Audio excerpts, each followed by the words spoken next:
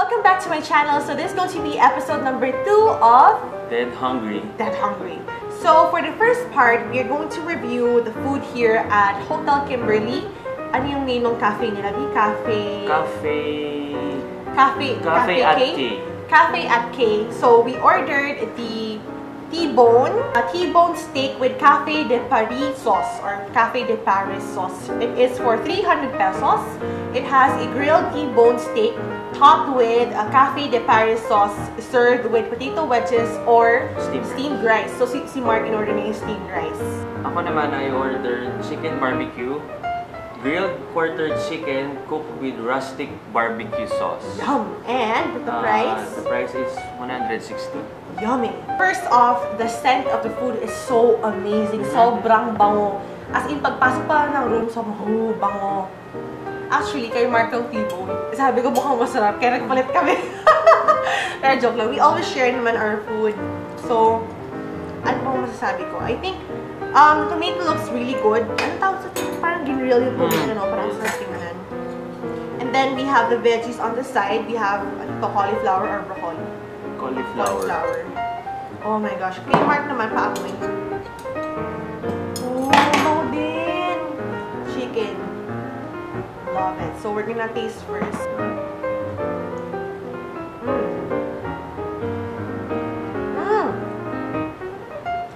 Sarap. Kala ko matigas sa una, pero hindi. Try it. Malasang malasa. Diba? Chicken.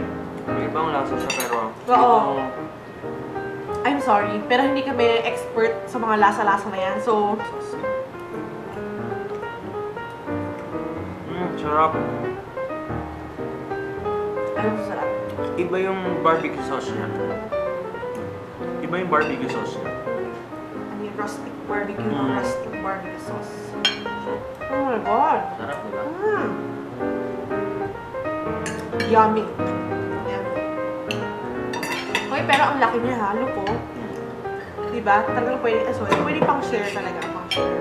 Pati yung chicken malaki din, parang quarter na. Quarter na. Quarter ba talaga? Let's try the veggies.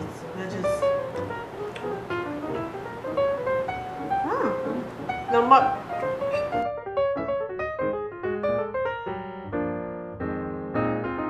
I think one downside of the meal is that it doesn't come with any drinks, no? Walang drinks. And ito naman, 160 pesos. Tingin mo okay yung presyo niya? Ako okay, kasi malaking chicken, tsaka masarap. This one naman is 300 pesos. I think okay din yung price kasi malaki talaga yung T-bone. Malaki talaga. Mahal talaga yung T-bone. Oo. Mahal talaga price ng T-bone. Tsaka masarap. Kung 300 din, tsaka hindi masarap yun. Naku, diba? Yung wala siyang drinks. Yun ang one downside. So, they also offer a lot of other food at Café at K. And this is their menu. Sobrang dami. So, we have breakfast. We have appetizers.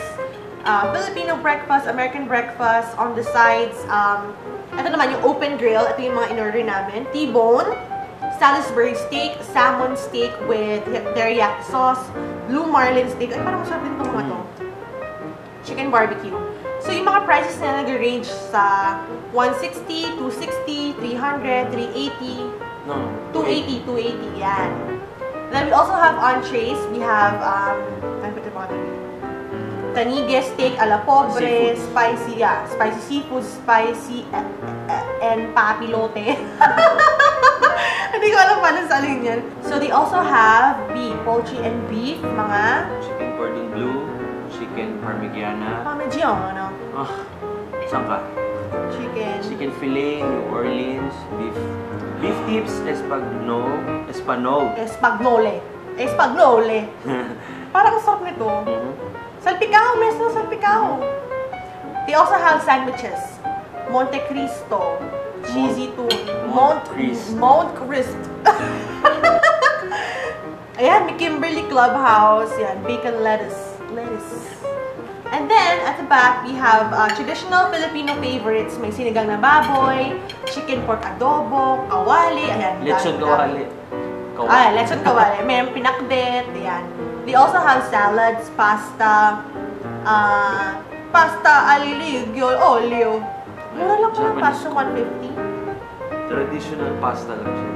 Then we also have Japanese Japanese corner. We have udon suke, yaki udon, yakitori, ebi furai. And our range ng price is 260, 290, 230, 310. So I don't think they would go over 350. Ano meron? So I think if you have a budget of 160 up to 400, okay ka na here. Yun. They also have desserts. Banana split, mango crepe, leche flan, flan. And then they also have specialty noodles. Bam-i.